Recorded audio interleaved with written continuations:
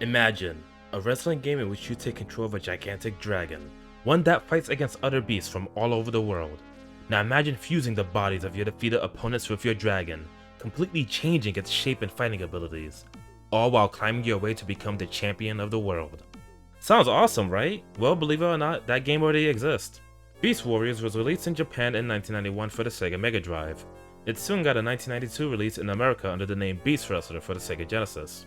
It has some really cool ideas, badass monster designs, and the gameplay is really bad.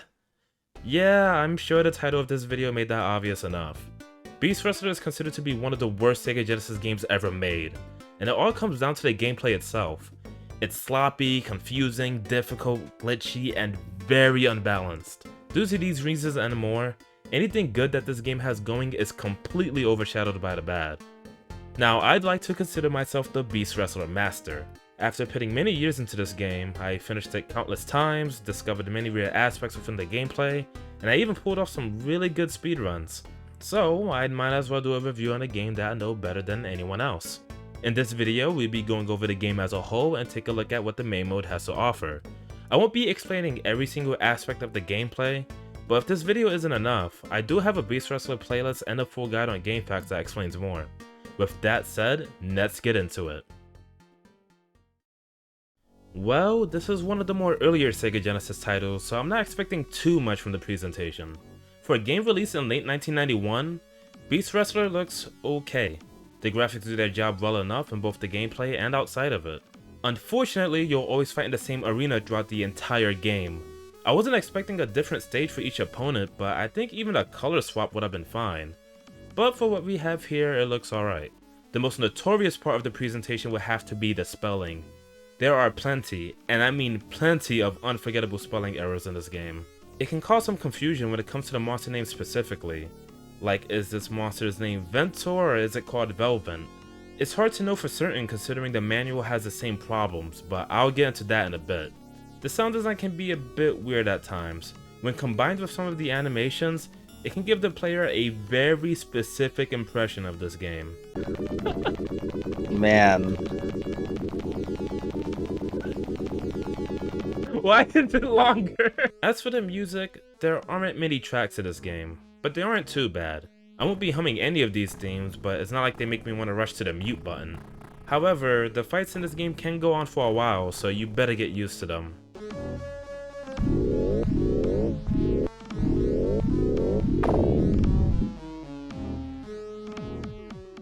Best part of the presentation by far are the monsters. The designs were done by Yasushi Nirasawa, who also did some of the creature designs for Shin Megami Tensei 4. And I gotta say, he did a really good job here. The monsters in this game look really cool and they all stand out in a unique way. You got a dragon that can fly around the arena with thrusters, a lizard that has a laser gun attached to its tail, a two-headed snake that can turn invisible, and a snake-like cyborg that has guns hidden within his shoulders. Like, all of this is just really freaking rad. Granted, the game considers most if not all of these monsters as dragons, but you get the idea. These monsters are definitely the spotlight of this game. And that's about it. The game doesn't look amazing, but the decently large sprites and unique monster designs can keep a player invested on seeing more. Even if kaijus fighting each other in the ring isn't your thing, hopefully you can at least agree that the roster looks pretty interesting. Now before we move on to the gameplay, let's take a look at the manual itself. While the US manual has a description for each monster and ruler, it's filled with a lot of inconsistencies and spelling errors. Some of the monster names are spelled completely different compared to the game. Heck, even the manual itself will spell a monster's name in two different ways, like never mind. However, if you take a look at the Japanese manual, it starts off with a 6-page comic that introduces you to the world of Beast Wrestler. The year is 2020, you see people buying tickets to see dragons fight. Humans taking control of dragons to win money and to climb up the ranks. I mean, come on, these pages look awesome and they give you a good idea of what the game's atmosphere is like. Though some panels could make you believe they were meant for a specific kind of audience. Nonetheless, this is a cool introduction to the game. Surely the game itself is going to be just as good. Right? If you told me to say every single thing that I know about the gameplay, then we would be here for quite a while. So for the sake of this review, I'll go over the basics and the most important parts. Beast Wrestler is an isometric wrestling / fighting game that uses 3 buttons. A will punch, B will perform a tail whip, and C will perform your monster's death blow. The goal is to KO your opponent 3 times in order to win the match. This is usually done by dealing as much damage as possible and landing your death blow to score a KO. When you do, the opposing monster will cry out a few times and then make a long cry which signals a KO.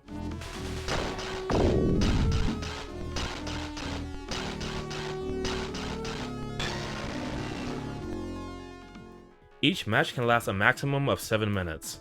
Once the timer hits 7 minutes, the fight will go to whoever scored the most KOs. Otherwise, it will usually go to player 2 because this game does not believe in draws.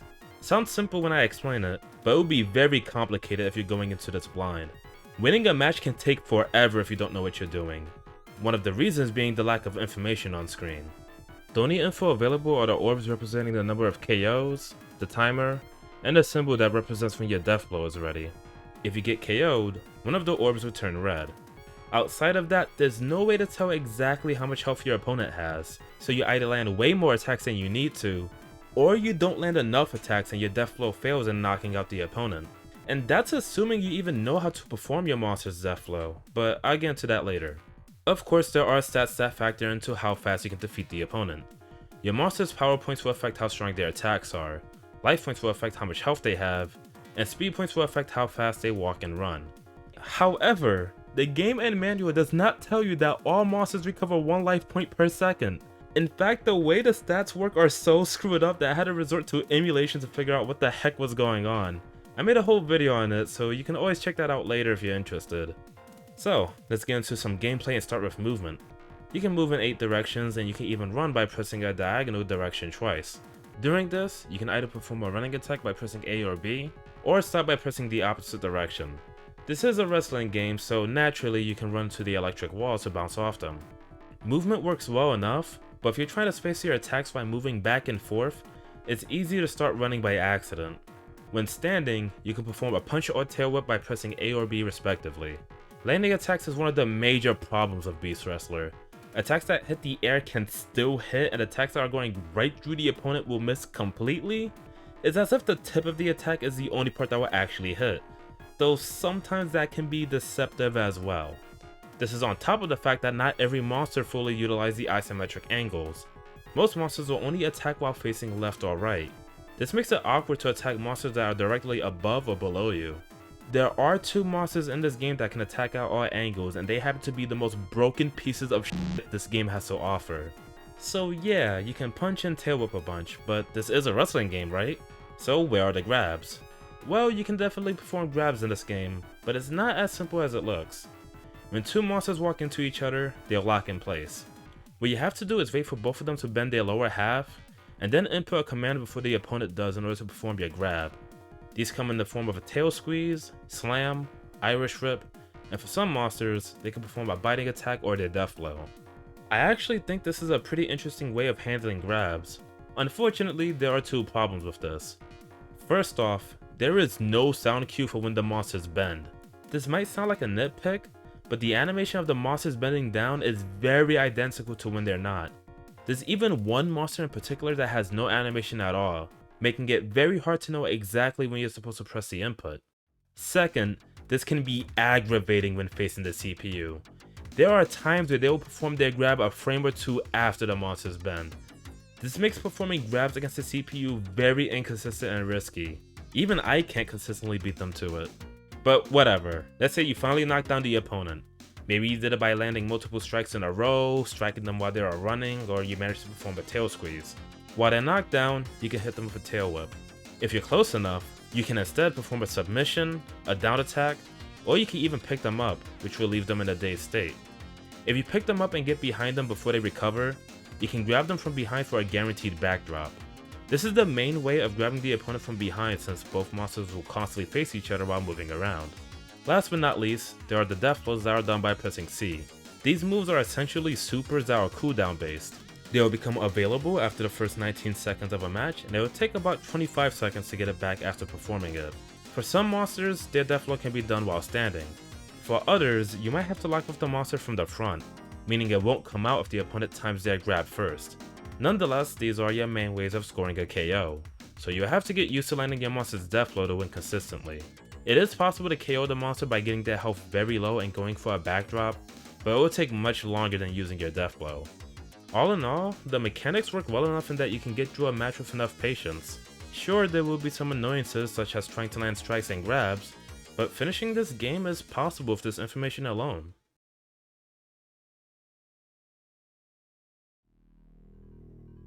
If everything I just said was all there was to the gameplay, then I probably wouldn't have put as much time into this game as I have. The truth is, this game can get really ugly when you take advantage of its mechanics.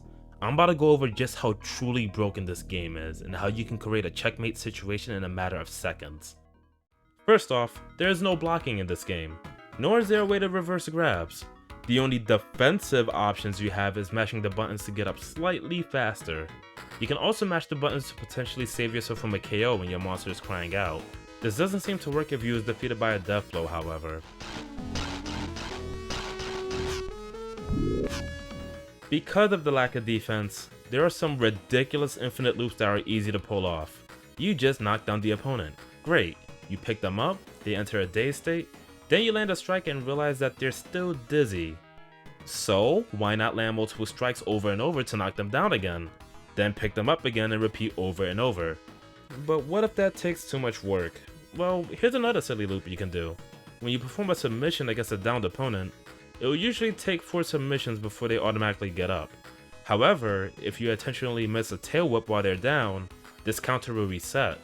So you can perform 3 submissions, miss a tail attack, then perform 3 submissions again and repeat. Both of these loops are very effective for stalling time until you get your death blow, though these loops aren't perfect. For the submission loop, there are certain matchups where you cannot perform a submission at all. As for picking them up and knocking them down with strikes, there are times where you'll be so close that your strikes will miss and moving triggers a front lock. You can prevent this by holding back while picking the monster up, but there are a matchup or two where that won't work. You should be very careful with the strike loop in particular, because of course you lose 5 life points for every strike you land. The game or the manual doesn't tell you this, but don't worry about it. It's not like you're gonna drop the loop and then get KO'd within the first few hits. But it doesn't end there. Remember how I mentioned backdrops? Well, they're not easy to perform since you have to get behind the opponent while they're in a dazed state. This state doesn't last for too long and the big sprites make it difficult to get behind the opponent without triggering a front lock. But there is a glitch you can do to make this easier. If you don't have your death blow ready or your death blow requires a grab, you can immediately mash C as you pick up the opponent to enter a frozen state. During this state, you're invincible and you can still move. So, you can keep mashing C while going right through the opponent, then stop mashing C in order to grab them from behind. Awesome! An easy way to grab the opponent from behind for a backdrop. Or you could just not press anything at all and just keep both you and the opponent immobile for the rest of the match. If you're feeling lazy or you gotta check up on dinner, just score a 1 KO and then grab the opponent from behind. Come back to the game several minutes later and there you are on the victory screen. Whoa. Pretty scummy, but it is an option. Now there are some other unbalanced nonsense such as certain monsters being ridiculously busted and the CPU randomly KOing you at the start of a match with 1 grab, but I think I said enough. The most important parts are the infinite loops. They break the game in half and lead to one-sided matches within the first interaction. They make for the worst multiplayer experience, but they make facing the CPU much easier. Now that we understand how the game works, we can finally start on the tournament mode. But wait, what about the match mode? This is actually a standard versus mode where you can either fight the CPU or a friend, though you'll probably lose a friend if you plan on performing the infinite loops against them. I would go over the 10 selectable monsters in this mode, but I'll save that for when they appear in the tournament mode. So with that said, let's get into the tournament mode. Dragon Warrior. The strongest warriors to ever be found since the dawn of history. The creation of genetic engineering in the 21st century. Your fight to become the champion of the world has just begun.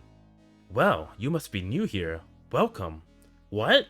You're going to fight the Dragon Warriors? How about this one, ENTSLL 2019 Warrior? That is wonderful. Even a Bobbus like you can handle this beast. The price? Alright, we got ourselves a monster tonight. Wait, what on earth is going on here? This isn't me holding the directions. This is actually the result of using a 6-button controller. Unless you switch to a 3-button controller, the cursor will go incredibly fast at the press of a direction. This seems to only happen with the name entry screen, however. Okay, fine, we got a 3-button controller, let's name our monster. But what exactly is our goal here? Well, in the tournament mode, your goal is to fight your way through the domestic rank and then take on the world rank in order to become the champion. The domestic rank takes place in Japan, and the world rank will have you fight monsters from different states. You'll get a password upon winning or losing a fight, and there are infinite continues. And thank goodness, cause this game is anything but short. For a new player, it would probably take many hours due to how difficult some of the fights are, but since we know of the infinite loops, it should take about an hour to get through this mode. There are a few more aspects to this mode, but we'll go over them when they come up. Now, to go over the main character, which is you. Yep, that's right, you take the role of a ruler, someone who has control of a dragon in order to compete in fights against other rulers. And being the new Bovis that you are, you decide to buy the ENTSLL 2019. This will be your main monster for the entire game. You can name it whatever you like and it'll take up the first 7 characters of your password. ENTSLL is a very weak monster at a glance. While it's pretty decent in terms of fighting, these stats are really low. Due to the 5 hit points you lose from landing strikes, you can reach low health very quickly this early on. However, its death flow is very interesting in more ways than one. After naming it, you'll get the choice of 1 to 2 death blows. This selection is permanent, so you have to choose wisely. The best one by far is the Magnum Dash. This death blow will have your beast dash across the screen with its fist out until it hits a wall. This is technically weaker than the other option if used against a standing opponent, but it becomes one of the strongest death blows if used against a grounded opponent. In this situation, the active hitbox will hit them multiple times and deal a ton of damage, easily leading to a KO even if you barely dealt any damage. Flank Screw is supposed to be the more risky but stronger death blow. It can only be done from a front lock, meaning it won't happen if the opponent inputs their grab before you do.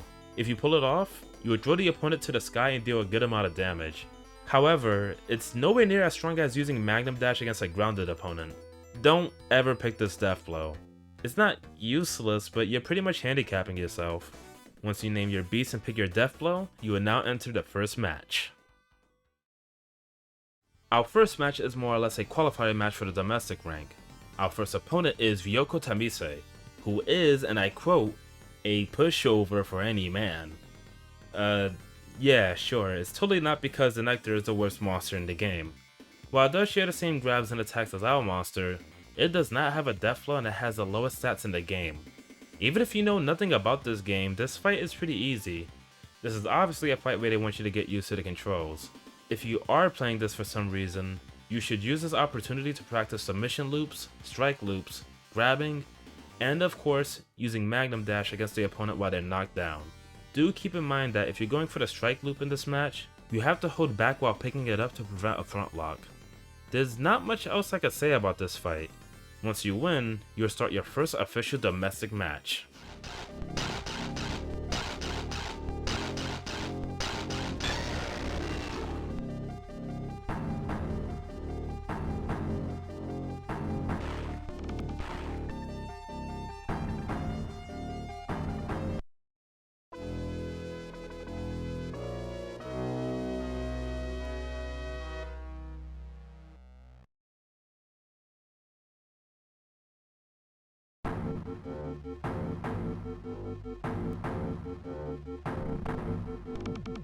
Oh great, I already have to talk about the quadrupedal monsters. Our first domestic match is against Kokoro Meki, a high schooler who had a traffic accident and had 72% of his blood replaced with RNO-PPK, a highly hemoglobin blood. Wow, the lore for some of these characters are really interesting. As for the monster we're fighting, it's a mixed bag. On one hand, Voulsine has low stats and is the only other monster to not have a death blow. On the other hand, this monster walks on all fours, which makes it a very difficult fight. There are 2 quadrupedal monsters that are insanely good in this game, with Voulsine being one of them. In typical Beast Wrestler fashion, they are strong for some rather nasty reasons. First off, you cannot grab these monsters at all. This makes Flank Screw completely useless if you decided to pick that as your death blow.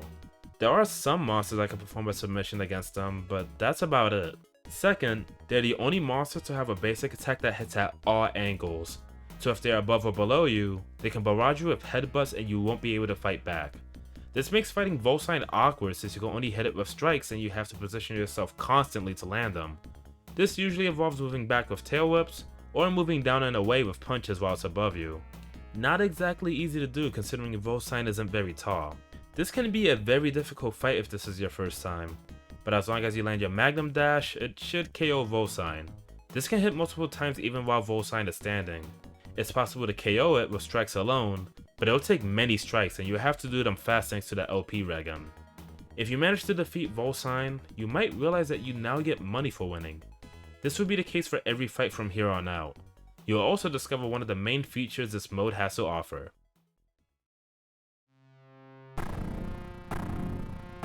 Every 2 fights, you will always enter the shop, and then you will enter a training section before moving on to the next match. The training is self-explanatory. You simply select one stat, and it will permanently increase by 100 points. If you have an item from the shop, you can use that item to get a bigger increase. As for the shop itself, we might as well go over the items. The whip, bullhorn, and combat darts will increase the amount of points for the stat you select in training. So if you select the whip and select the power point stat, it will increase by 120 points in total since the whip adds 20 points. And before you ask, the manual is completely wrong about the amount each of these items give. The stat foods give 200 points for the stat they represent, regardless of which stat you select in training. For example, you can select the LP food to increase your LP by 200. Then, you can either select the LP stat to increase it further, or select one of the other stats instead. Obviously these are very important, but they aren't cheap. They go away after one use and you need the food gun to use them at all, which is very expensive this early on. The data disk will allow you to see the stats of your domestic opponents and world opponents. These are kinda useless since there's not much of a reason to change your strategy according to the opponent's stats. Even then, you can always go to the match mode to see the majority of these stats for free. Lastly, there's a facility pass. When you first hover over it, you will actually get a cutscene.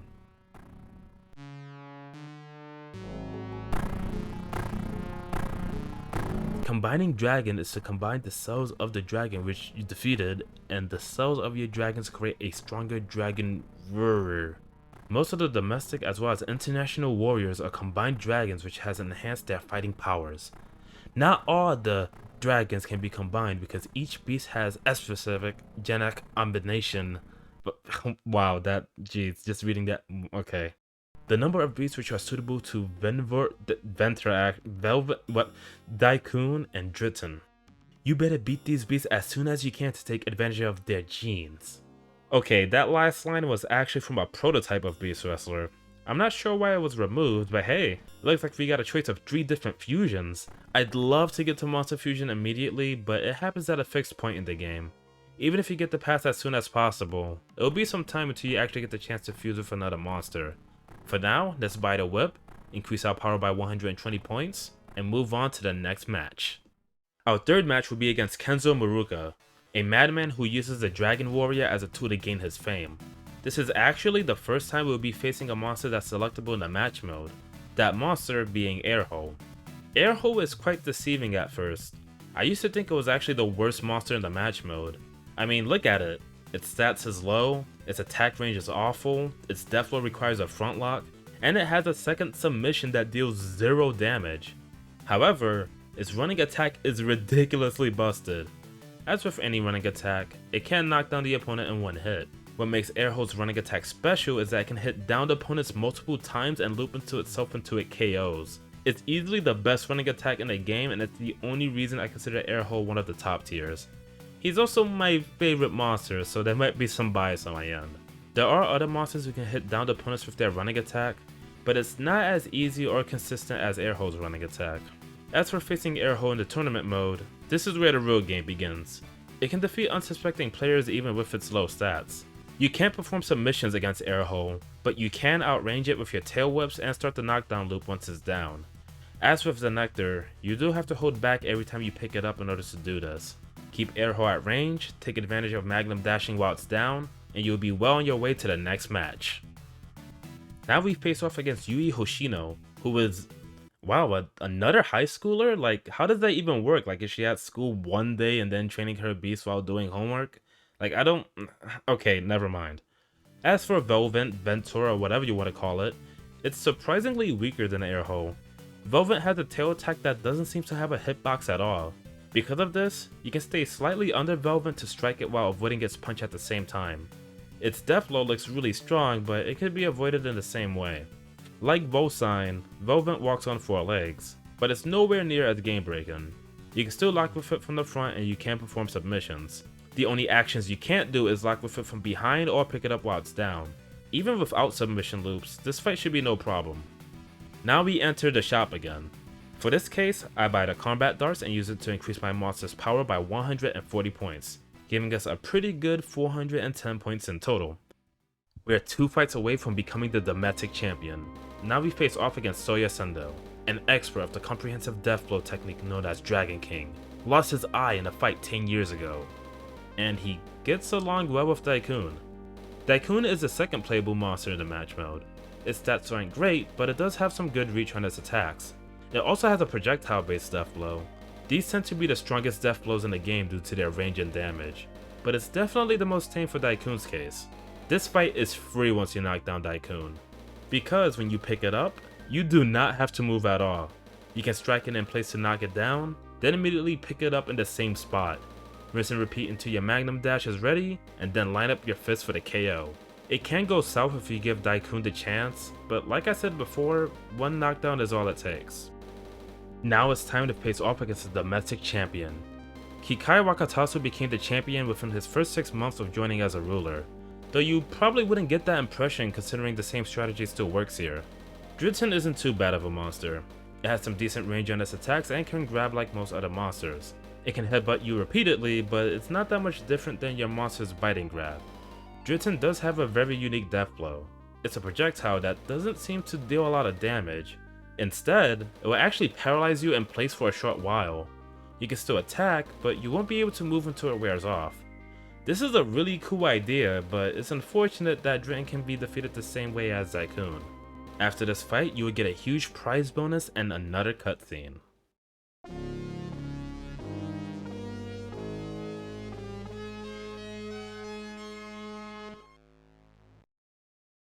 The domestic #1 champion Driton was defeated by your beast.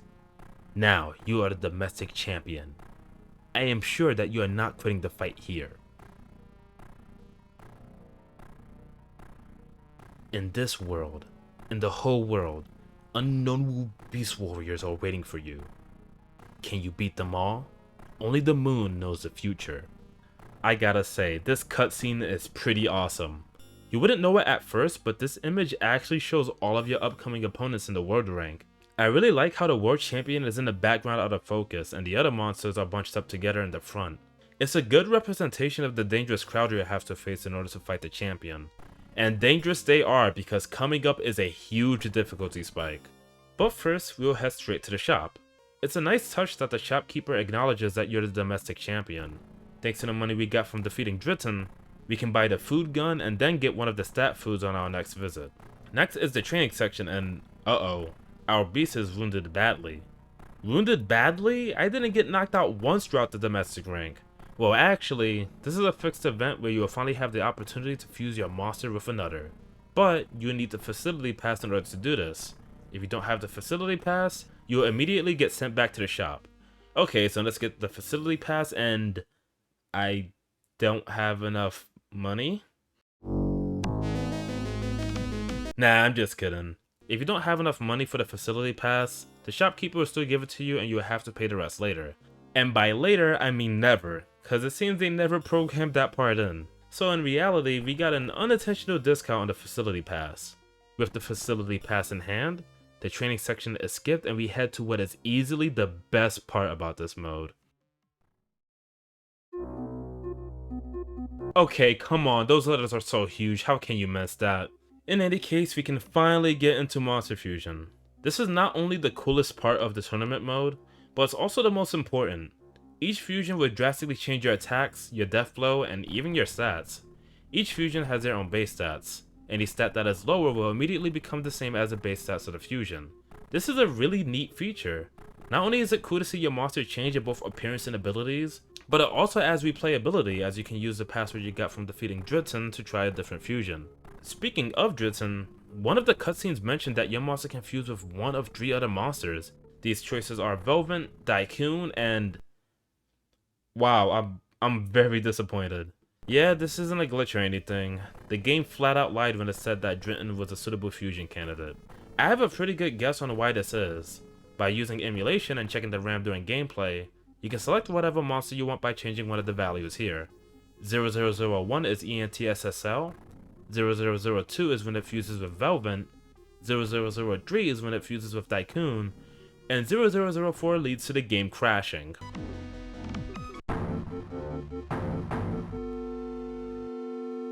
It's very possible that a fusion with Driton was planned at one point, but was never finished. The manual doesn't mention it at all, so it's safe to assume this was either a mistake, or an idea that wasn't fully realized. On the bright side, 2 options is better than 1, so let's go over them.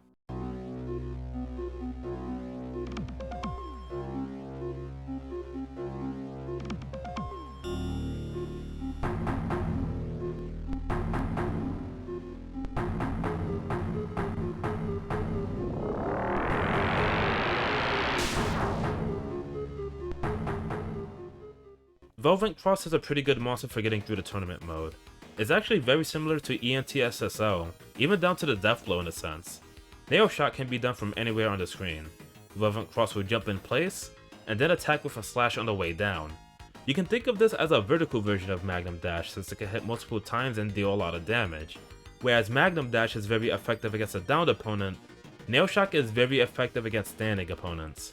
If you gotten used to ENTSLL, you'll feel right at home with picking Velvent as your fusion.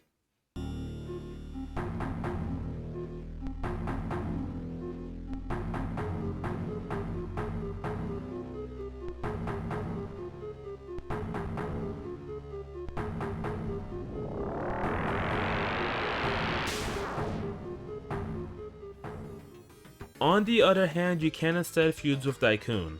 Dycoon Cross is much more difficult to master. It has what is probably the longest reaching tail whip in the game where going past the tip negates it completely. It is also one of the few monsters that can perform submissions against opponents like Voulsine. It definitely has some really good traits, but its death blow is pretty bad. Water Shooter will have Dycoon Cross strike the air for Blue Wave. Not only is the damage rather low, but the hitbox is incredibly small.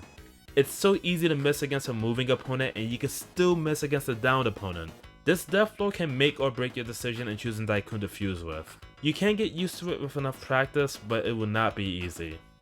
For this video, I'll briefly go over what each fight will be like as both fusions. But I'm telling you right now, this game is about to get really difficult from here on out. These next 3 opponents are what I like to consider the gatekeepers of Beast Wrestler. Each one of them have a very nasty gimmick that can make any player give up entirely.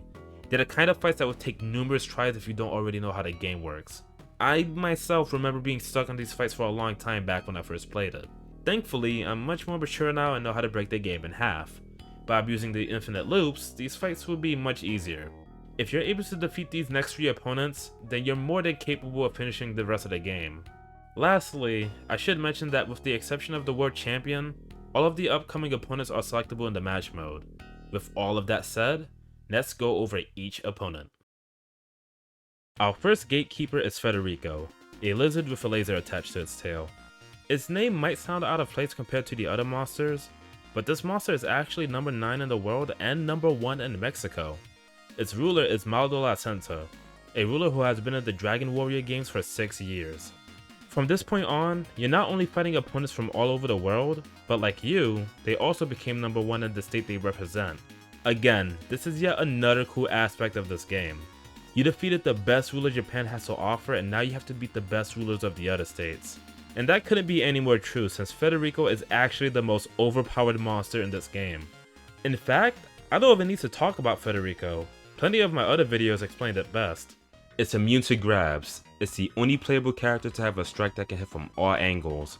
Has the fastest strike in a game with no blocking. A disjointed tail attack. Can put you in hit stun indefinitely by mashing one button. Requires no skill or knowledge to learn. And has one of the best supers in the game. Did you see that? Let's check it again.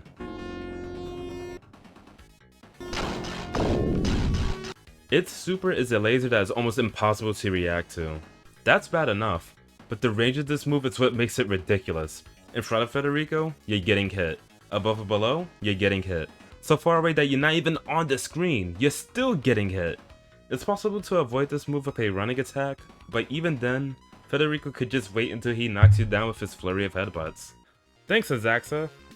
Yeah, Azzy, it's no problem. In any case, you get my point. Thankfully, it's not like a human is controlling Federico, so this fight is definitely possible. As both fusions, my strategy was to keep Federico at a distance with tail whips. If it gets too close, you can either move to the opposite direction and repeat, or lure Federico to the top and hit it with punches as you move down and away. Once you knock down Federico, the match becomes much easier. As a Velvent cross, you should wait for Federico to get up, then immediately knock him back down with a strike. As long as you never miss, it should get knocked down in one hit. Land your death blow once it's ready, then repeat the process until you get it back. As Dycoon cross, you can actually use submission loops against Federico. Knock it down once, miss a tail whip, and... wow, okay, that is not supposed to happen. I don't know why or how, but sometimes you will teleport away while still performing the submission? It might depend on where Federico is, since I got this to happen consistently in the same spot. Anyhow, assuming that nonsense doesn't happen to you, the difficult part will be adjusting to your new death blow. This is the first time you have control of Dycoon cross after all, so naturally, you're going to miss a lot. Even when I replayed this game for this video, I was missing this death blow numerous times. But even if you keep missing, you can always depend on the time over and use submission loops to keep Federico immobile. Otherwise, this fight will be very unforgiving.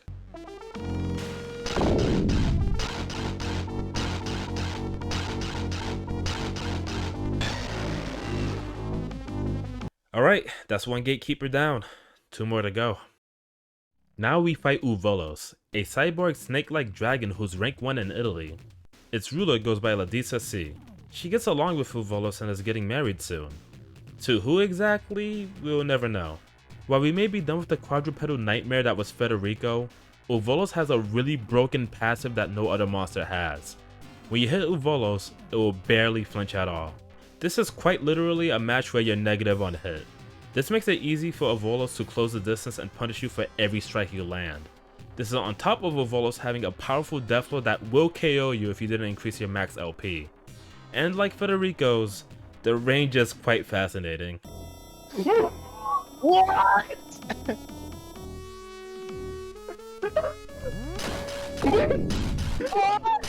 As either fusion, this is a case where you will be in the rush to knock down Ulvolos ASAP to start the infinite loop.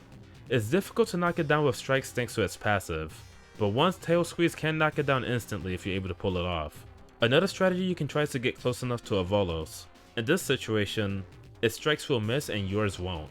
Once you can get the loop started, Ulvolos will go down in due time. It will take longer as Dycoon cross thanks to his weak death blow, but as long as you don't drop the loop, Ulvolos will go down eventually. 2 wins in a world rank? That means another trip to the shop. We already have the food gun, so now we should get one of the stat foods. Let's see. Well, if I was a new player, I would probably invest in some LP in order to take some more hits. But being that we already know about the infinite loops, I think a glass cannon build will do just fine. Buy the power food, use it and select the PP stat, and now our power has reached 710. We're definitely gonna need this for the next fight. The final gatekeeper is Allowena, the rank 1 monster of Germany. Its ruler is Lasura Graf, who has a doctorate in genetic engineering. Based on the manual, it's safe to believe that Allowena was mostly his doing. Well, he did a dang good job, cause Allowena is quite the problem. Nowadays, Allowena isn't too bad, but back then, Allowena was an absolute pain to deal with. I mean, look at this! How on earth are you supposed to consistently hit a monster like this?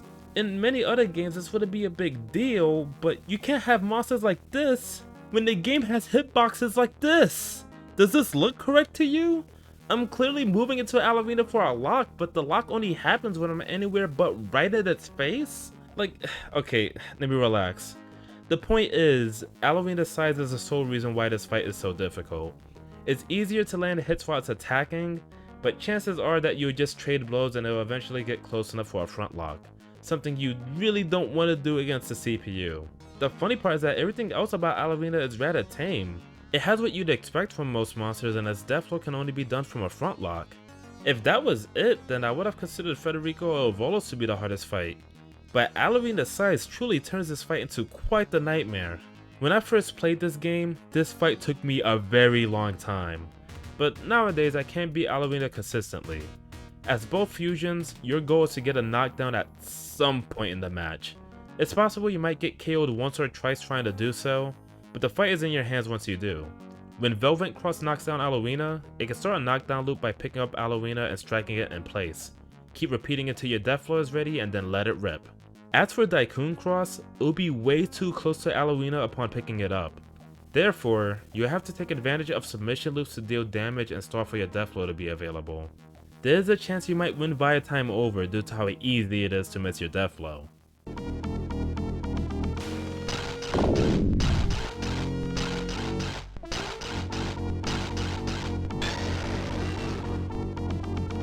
Okay, that was a mouthful, but we finally got past what I consider to be the 3 gatekeepers of Beast Wrestler. Any player that has gotten this far is more than capable of finishing the rest of the game, regardless of whether they use infinite loops or not. I don't want to keep mentioning the same strategy again, so I'll just stick to talking about the monsters themselves from this point forward.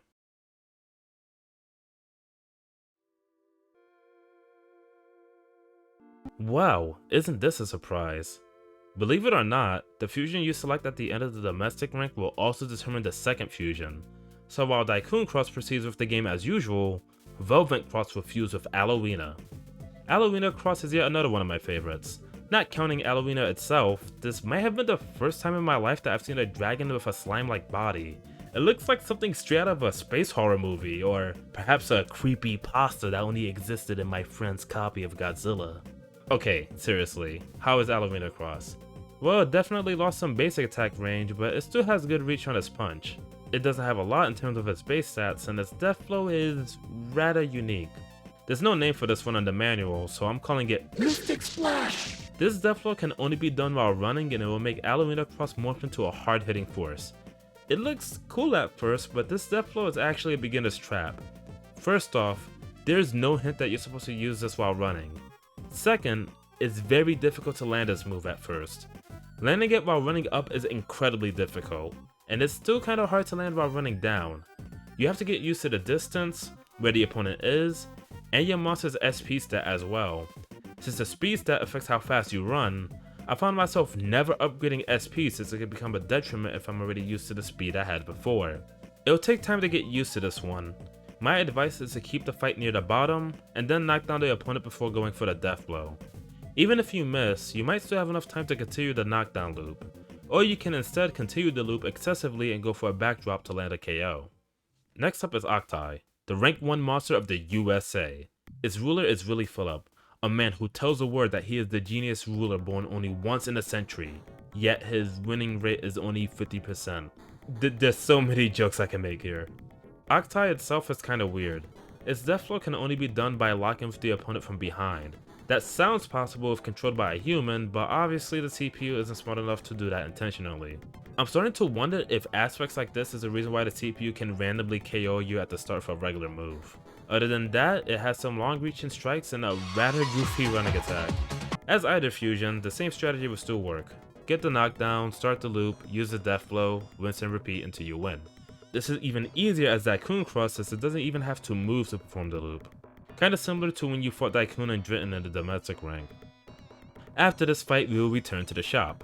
I really want to maximize that damage output, so you better believe we're gonna buy the PP food and select the power stat to max it out to 990. Now we can start focusing on our LP stat for the next time we train. Time to fight Ploguras, the rank 1 dragon of Hong Kong. Its ruler is Rich Wong, whose dragon had a 2-hour and 24-minute battle that is still remembered by his fans. It's at this point where the opponents will have some pretty high stats. Ploguras doesn't have a lot of range on its basic attacks, but it can turn into a Beyblade with its running attack. Like Octii, its death blow can only be done by locking with the opponent from behind. It's much more effective than Octii since it deals more damage and knocks the opponent down. In the match mode, this can easily lead to an effective infinite loop when combined with the freeze glitch. The same strategy as usual still works for facing Ploguras in the tournament mode. Dycoon Cross does have to move back upon picking it up, but it's still an easy fight once you get a knockdown. With Ploguras defeated, we...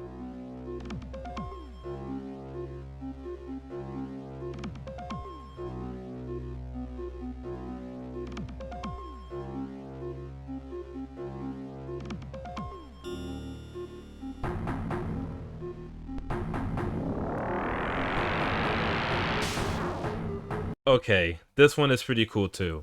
After suffering through the mediocre death flow of Dycoon Cross, we now have a winged dragon that's easier to use, but technically more inconsistent. Ploguras Cross has good range on its basic attacks, but its death flow is another story.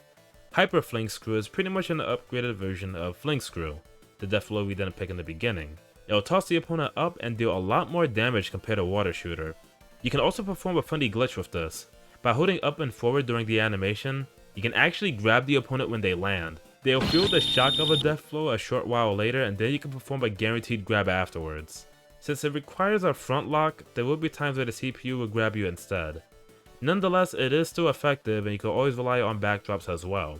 This is a much easier monster to learn compared to Allowena Cross, but we are already near the end of the game. Next up is... wait, is that even a dragon? Nope. Hack 004 is actually a robot based off a dragon, and is number 1 in the United Kingdom. Its ruler is Ronit Malsis, I hope I'm pronouncing that right. A woman who lives with Hack 004 and doesn't allow it to kill the opponent. Wait, have you been killing our opponents this whole time? Well, I'm sure the other dragons are fine. As for Hack 004, it's nothing out of the ordinary. Its most unique part is the down attack it has. Most monsters will perform a tail press upon pressing up plus punch while the opponent is down. Hack 004 will instead perform a much faster down attack. Its death flow is... a sword slash? Well, if a lizard could run around with a laser gun, then I guess I shouldn't be surprised. Anyhow, it will jump in place and make a small explosion appear at a set distance. The sword itself doesn't hit, so it's actually similar to Dycoon Cross where the death flow is best used against an immobile opponent. This fight is still easy as both fusions. You do have to back up while picking it up for knockdown loops, but that's about it. Time for the shop again. Our power is maxed out, so we should buy the LP food and increase our OP stat in training. As for Ploguras Cross, it's possible to have near max stats by the end of the game if you instead buy the SP food and select the LP or SP stat in training. It'll make more sense when we get to the end. Micaha is our next opponent, a dragon that also has a snake tail with its own brain.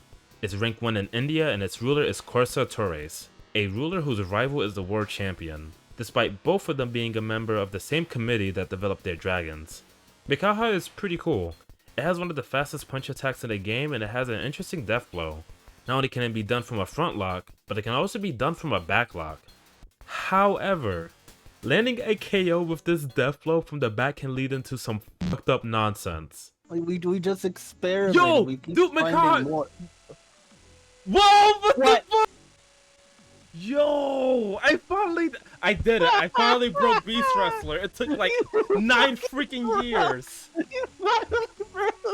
I finally wait, who got knocked down? This is yet another example of why I think Beast Wrestler got rushed out.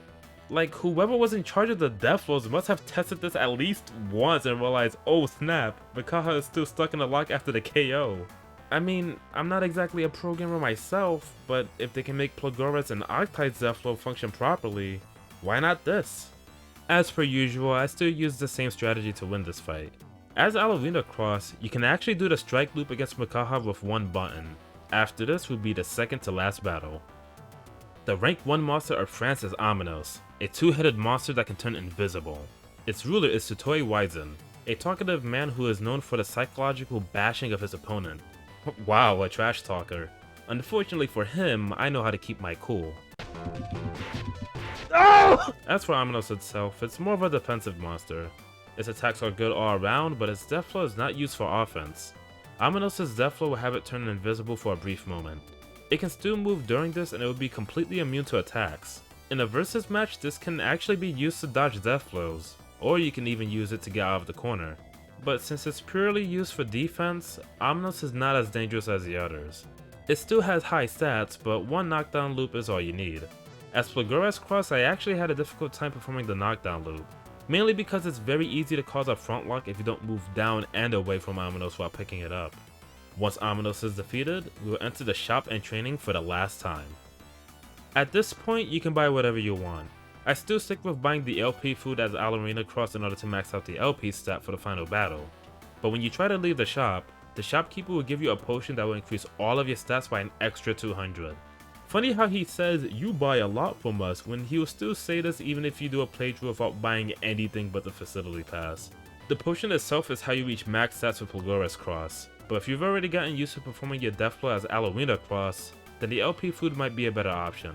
Finally, the world title match. I couldn't agree more, it took us quite a while to get this far. It's possible for Ploguras cross to reach over 900 for each stat thanks to the potion.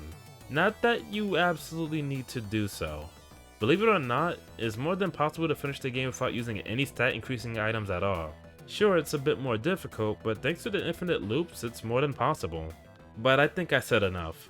Let's face the world champion and wrap this game up. Blenadan is a world champion, as well as the #1 monster of Australia. Its ruler is Jake Freed, and there's not much information on this guy. Blenadan is the only monster in the world rank who's not selectable in the match mode. I remember thinking that this monster was actually ENTSLL fused with Driton. Maybe it actually is, but I'm not so sure considering the manual mentions that Blenadan had no primary monster. It may be the strongest opponent in terms of stats, but it doesn't have anything crazy that makes it stand out. It can still attack, grab, and its death blow is a grab that requires a front lock. It can KO you easily, but the gatekeepers are way harder than this. If you've gotten this far, then you should have no trouble taking it down. But I have to say, it's quite unfortunate that the final boss doesn't have anything noteworthy. But hey, that's Beast Wrestler for ya.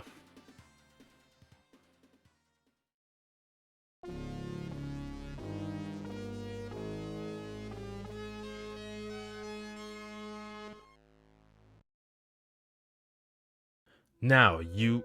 wait, is that an S? Are the champion of the whole world.